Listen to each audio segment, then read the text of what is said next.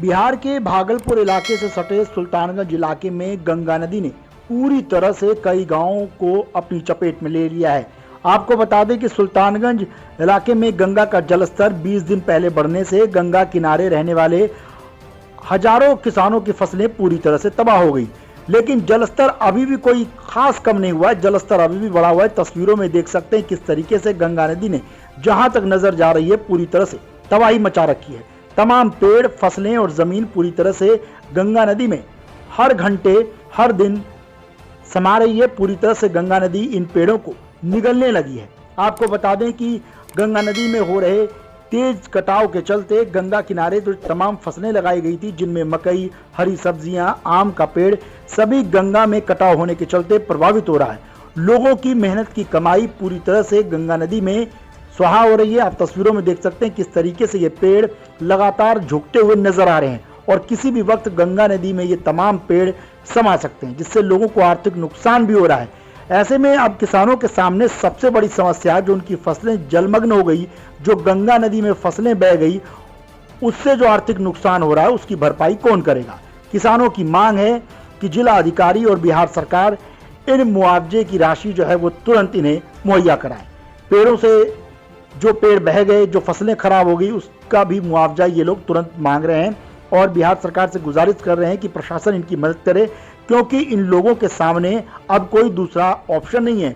लोगों की फसलें, जमीनें और जो पेड़ हैं वो पूरी तरह से जलमग्न हो चुके हैं। कुछ गंगा नदी में समा गए तो कुछ अभी भी गंगा नदी में किसी भी वक्त समा सकते हैं। ये तस्वीरें देख सकते हैं। गंगा जैसे बढ़ा उसे पानी में सब गच कट के चला गया, 10 गच चला गया गंगा। आप किसान हैं? जी हाँ। क्या नाम हुआ? मोहम्मद कैसर। कहाँ का? कुलगामा जिला, पोस्ट पंचायत तिलक, भागलपुर जिला में। हाँ। तिलकपुर पंचायत। हाँ, तिलकपुर पंचायत। क्या आपका कितना जमीन है? 10 कट्ठा। क्या 10 कट्ठा में 5-6 गच चले गया। कहाँ चले गया? पानी में, कटाव कटाव में चला गया। में चला गया गंगा जी में। और क्या नुकसान हुआ? और फसल हुआ डूब गया। क्या फसल डूबा है? झंडा डूब गया उधर। कितने लोगों का डूबा होगा यहाँ? लगभग हाँ, यहाँ सामने कितने लोगों का डूबा है? लगभग 50 किसान का डूबा होगा। हाँ? 50 किसान का। 50 किसान का। क्या क्या डूबा है? मकई डूब गया, सब्जी था, सब्जी डूब गया। जी जी। और सब उधर का भी जमीन सब कटा, बहुत सब्जी वाला सबके। हाँ, कितना आम का वृक्ष इस पंचायत में? इस पंचायत में 200 से कम नहीं होगा। जो गाछ गिरा है, सब लेकर के तारोड़, आम सब लेकर के यहाँ से। कितने किसानों का नुकसान हुआ? कम से कम 50 किसान होगा यहाँ से वहाँ तक में नुकसान हुआ है। तो क्या नुकसान जो हुआ, क्या लगता है इस बार जो फल आएगा आम का या फल? फसल होता है एक गाछ में 6,000, 8,000, 10,000 ऐसे आम आता है हर साल। जी जी। अब वो तो नुकसान होगा उसको, नहीं होगा किसान को होगा नहीं। अब तो कैसे जीवन यापन उसका होगा? अब सरकार को इसका कुछ व्यवस्था करना चाहिए हम लोग को, किसान का। और क्या, ये सरकार से मुआवजा की मांग करेंगे? हाँ, होगी ना? सरकार से मुआवजा का मांग कर रहे। क्या नाम हुआ आपका? मोहम्मद बदरुद्दोजा। कितने किसान हैं यहाँ पे? लगभग 100-150 किसान होगा। तिलकपुर पंचायत। नहीं, ये कोलगम्मा में पूरे पंचायत में कम से कम तो हजारों 1500 होगा।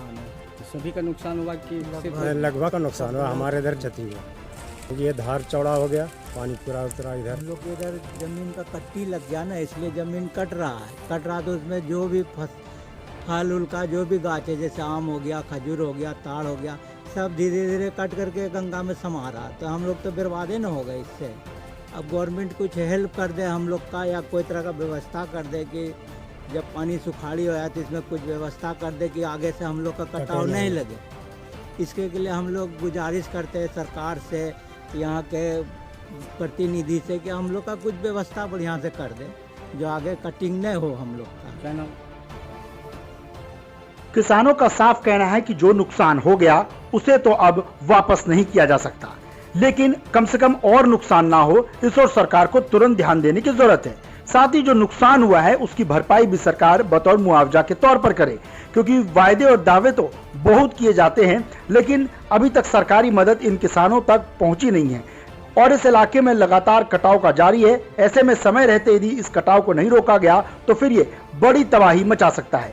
तस्वीरों में देख सकते हैं कि भले ही जलस्तर गंगा नदी का फिलहाल कम होता नजर आ रहा है, लेकिन अभी भी कई गांव ऐसे हैं जो गंगा नदी के बाढ़ की चपेट में हैं और यहाँ पर लगातार कटाव बदस्तूर जारी है। ऐसे में फसलें, जमीन और पेड़ पौधे लगातार गंगा नदी की आगोश में समा रहे हैं। ऐसे में जरूरत है प्रशासन की तरफ से तुरंत इन कटाव को रोकने की और इस इलाके में लोग मांग कर रहे हैं कि तुरंत मिट्टी की भराई की जाए ताकि यहाँ पर जो बढ़ते हुए जल स्तर के चलते कटाव हो रहा है उसे तुरंत रोका जा सके। साथ ही सरकारी मदद भी तुरंत मुहैया कराई जा सके, अन्यथा इन किसानों को भारी नुकसान हो जाएगा। फिलहाल आपको बता दें कि इस इलाके में कितना नुकसान हुआ है इसका आंकलन तो जिला प्रशासन की पूरी तरह से जांच पड़ताल के बाद ही पता चल पाएगा, लेकिन जिस तरीके से हर घंटे और हर दिन यहाँ पर पेड़ पौधे और जमीन और साथ ही साथ फसलें गंगा नदी में समा रही हैं, ऐसे में कोई दो राय नहीं कि गंगा नदी ने इस बार बड़ी तबाही मचाई है। खास करके वो इलाके जो निचले इलाके हैं जिनमें भागलपुर, सुल्तानगंज, बरियारपुर और मुंगेर का इलाका शामिल है। वहीं कहलगांव में भी कई गाँव में अभी भी पानी भरा हुआ है और बाढ़ की ये तस्वीरें बता रही है कि बिहार में इस बार गंगा नदी ने कितनी बड़ी तबाही मचा दी है। Bureau report, news world.